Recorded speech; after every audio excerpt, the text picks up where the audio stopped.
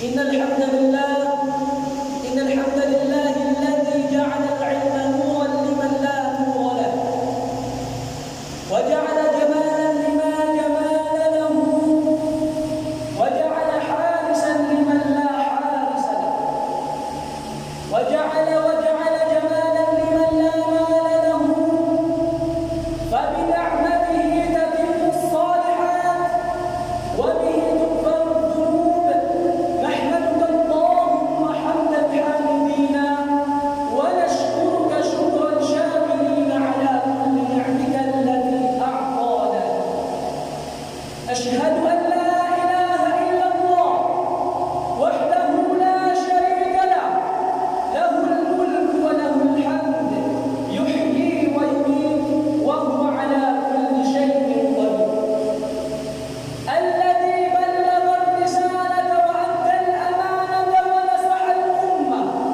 وتركنا بعضهم على بيضاء نقية لا يزيغ عنها إلا هالك صلوات الله وسلامه عليه وعلى آله وصحبه أجمعين عباد الله يقول الحق تبارك وتعالى في كتاب الكريم بعد أعوذ بالله من الشيطان الرجيم وقضى ربك ألا تعبدوا إلا إياه وبالوالدين إحسانا إما يبلغن عندك الكبر أحدهما أو كلاهما فلا تقل لهما صدق الله العظيم. Mga kapatid sa pananampalataya ng Islam, ang lahat ng papuri ay kay Allah subhanahu wa ta'ala. Alhamdulillah mga kapatid sa pananampalataya ng Islam, narapat po na palagi natin pinapaalalahanan ng ating mga sarili kung ano nga ba kahalaga natin pagkitungo sa ating mga magulang, hindi sa ating mga magulang. Sa ating mga magulang natin at ang ating ama. Maging ang Propeta Muhammad sallallahu alaihi wasallam ay lagi nang pinapaalalahanan ng kanyang mga sahaba hinggil sa kapakanan na buting pagkitungo sa mga magulang. Dahil sa ating mga magulang, silang pinakamalaking dahilan kung bakit tayo nandito sa mundong ibabaw. Kaya narapat pa nga kapatid sa pananampalataya ng Islam ay lagi natin pinapaalalahanan kung suriin ang ating mga sarili kung ano nga ba kahalaga ating pagkitungo sa ating mga magulang. Dahil sa pinakamalaking magiging dahilan upang natanggap natin at walang hanggang tagumpay at ito makapasok sa paraiso ng Allah subhanahu wa ta'ala. Mga kapatid sa pananampalataya ng Islam, ang ating mga magulang ang dalawang tao na sumikap sa lahat-lahat ng bagay. Alang-alang na sa ating kalipasan. Hirap at sakit ay ang kanilang bilis. Sa labas pa ng bahay para lamang sa ating kalipasan. Ang kanilang pagsasakripisyo ay naging puhunan natin at naging kasangkapan natin ang sa ating mas kaya at buwan ng mundo. Maging ang kanilang pagsaling na pakanan ay ang nag-alay ating natin sa ating kalipasan. Sila ang ating mga magulang, ang ating ina at ang ating ama. Sila yung dalawang taong pagmulano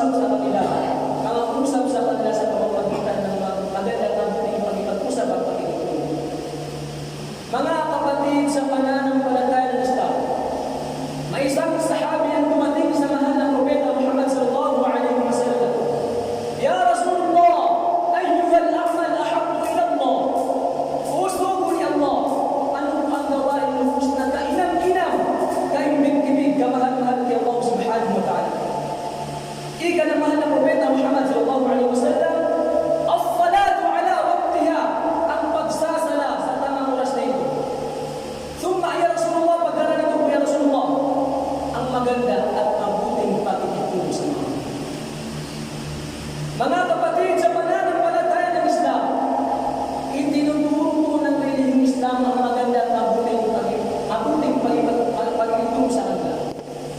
At inubliga sa atin ng Allah subhanahu wa ta'ala na kung saan magiging ganap ang pananampalataya ng bawat isa sa atin kung wala tayong mabuting pag-ipagtungo sa kanila.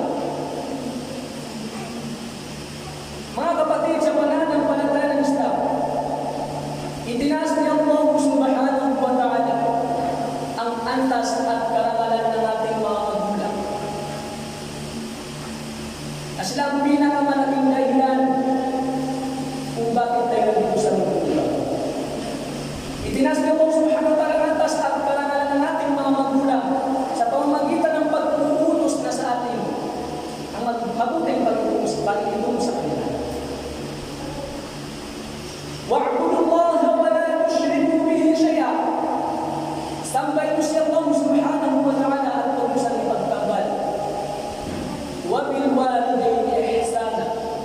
At sa inyong mga magulang, kayo maging masunurin at mabuting pag-itom sa kanila. Mga kapatid, sa pananampalataya ng Islam, ang mabuting pag-uugali, mabuting pag-aasal ay kabilang sa napakalaki. Dakilang pagsamba sa relihiyong Islam na pinabayaan at iginawnawahan ng karamihan sa atin lalong-lalo na sa mga kabataan sa panahon ngayon. Napakalaking pagsamba.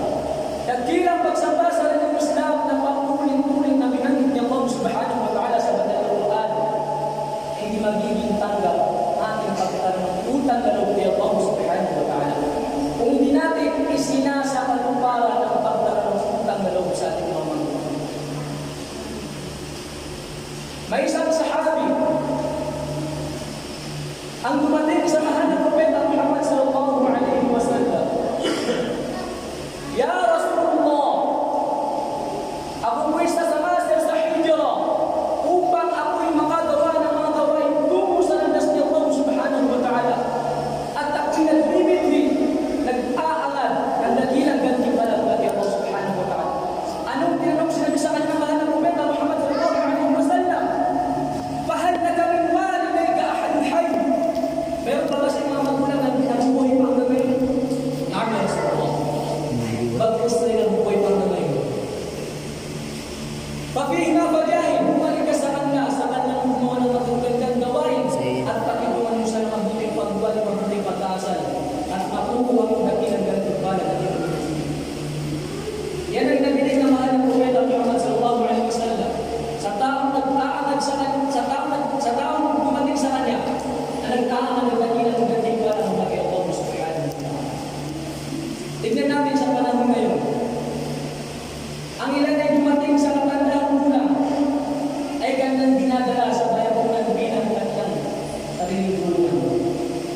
Walang pag-aamin-lahi kapatid sa pananampalataya ng Islam at ito'y nagpapakita ng kawalang-galang at kawalang respeto sa ating mga magulang. Alhamdulillah, bilang mga Muslim ay nasa atin ang pananampalataya ng Islam.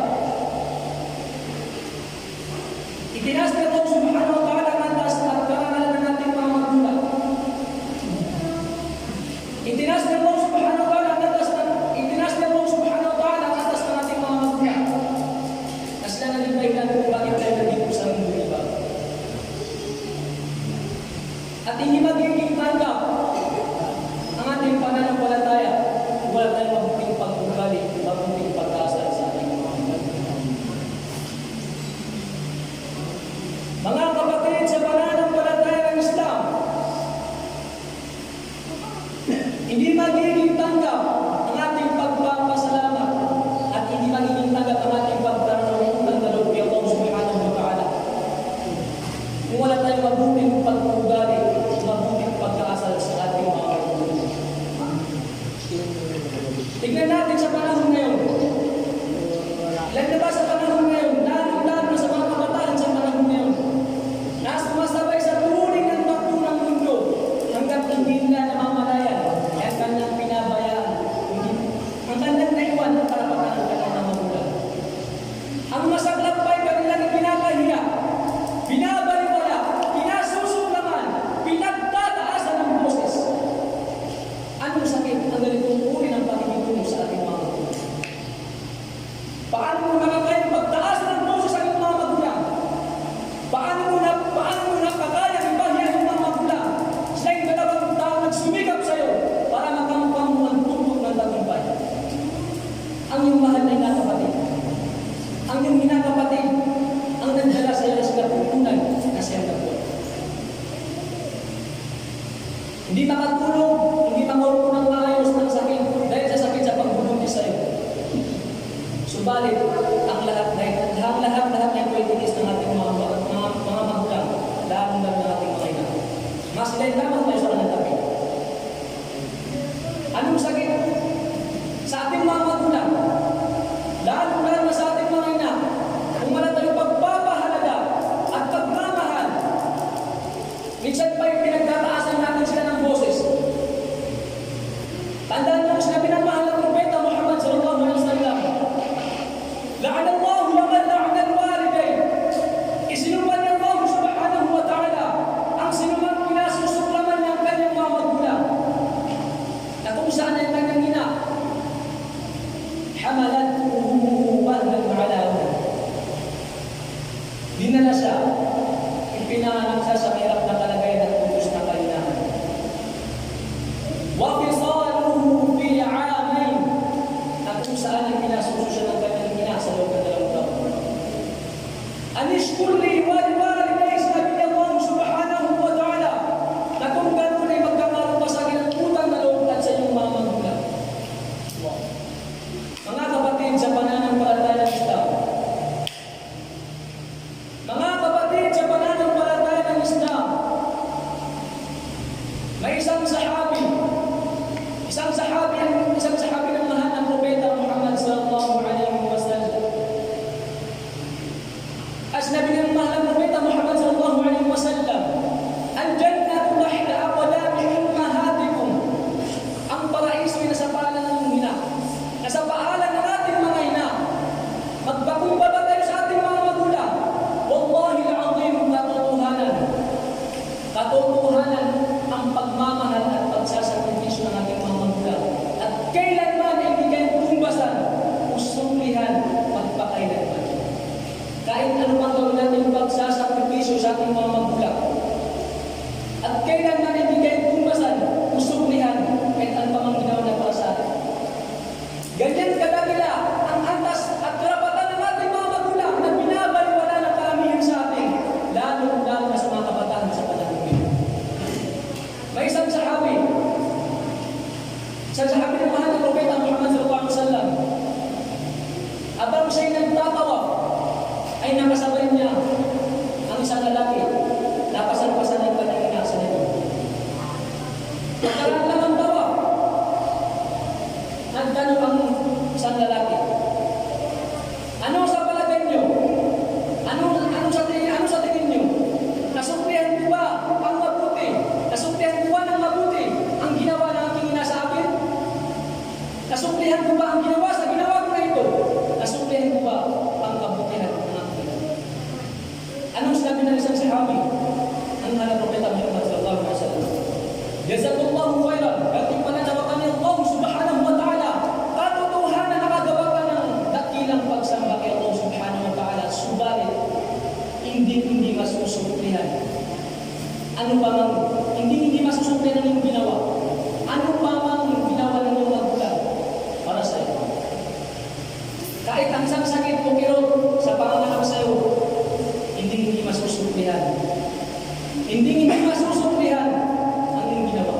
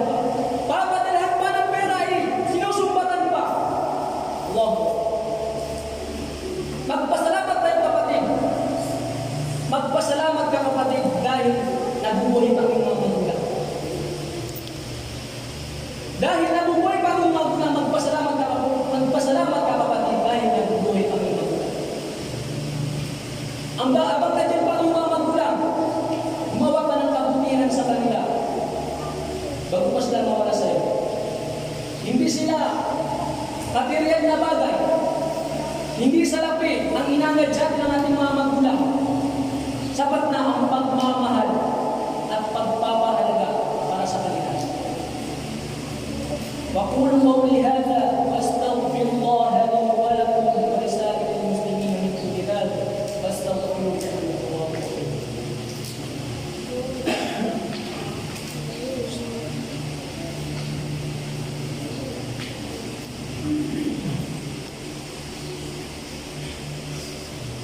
إن الحمد لله والصلاة والسلام على سيدنا وحبيبنا ونبينا وشفيعنا المصطفى صلوات الله وسلامه عليه وعلى آله وصحبه ومن تبعهم بإحسان إلى يوم الدين.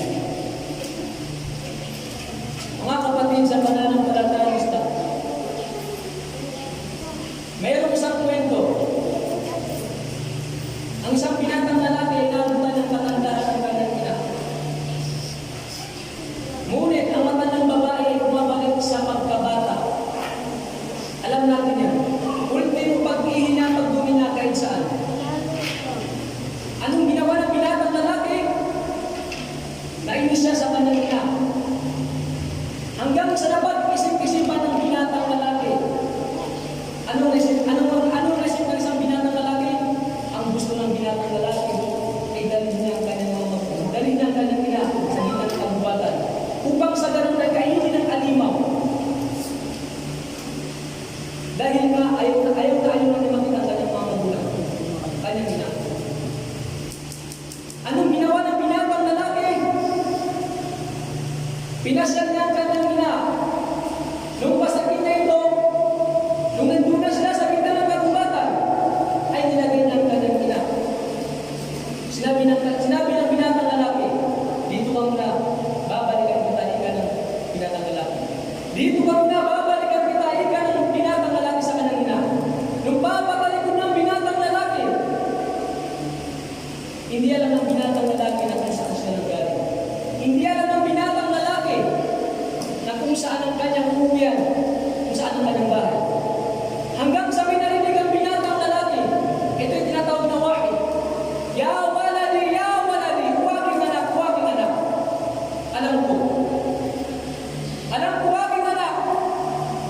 Nung ako'y pasan-pasan mo, huwaging anak, alam ko na ayaw mo na akong makita. Alam ko, huwaging anak, na gusto mo na akong patayin. Alam ko, huwaging anak, na ayaw mo na akong marinig, di ka na nila sa kanyang anak. Alam ko, huwaging anak, na ayaw mo na akong makita. Subalit, ang aking inaalala, ika na nila sa kanyang anak. Ang aking inaalala, ika na nila sa kanyang anak. Hindi mo alam kung paano po ako. Hindi mo alam kung saan ang aking bahay. Hindi mo alam kung saan ang numuwian. Abang ako'y pasan mo aking anak, ay dala-dala ko sana ng kahoy. Pinuputol ko ito sa ating dinadahanan. Huwaging anak, may dala ko sana ng kahoy na pinuputol ko sa bawat dinadahanan natin. Dahil nag-aalala ko, baka sa iyong pagbubuhay, hindi mo mahanap ang ating bahay. Subukan mong tingnan ang sama ng kahoy na aking nilagay at makakahuli ka na. At makakahuli ka na sa ating bahay. Nung marinig ng binatang lalaki ang kataga na ito, agad niyang binalikan ng kanyang magulang. Niyakap niya ng mahigpit ang kanyang magulang. Ganito ang nangyari sa panahon ngayon. Nakapag binigay ng mga magulang lahat sa kanya, ang isusukli niya, hindi niya i-respeto, hindi niya igagana. Bagong man ang pagsumbatan ng mga magulang, isipin mo kung gaano siya nagpakahirap sa iyo para makamukha mo ang tumbok ng tagumpay. Allahumma ighfir lana dhunubana wa liwalidina warhamhum kama rabbawna shighara ya Allah. Ya Allah,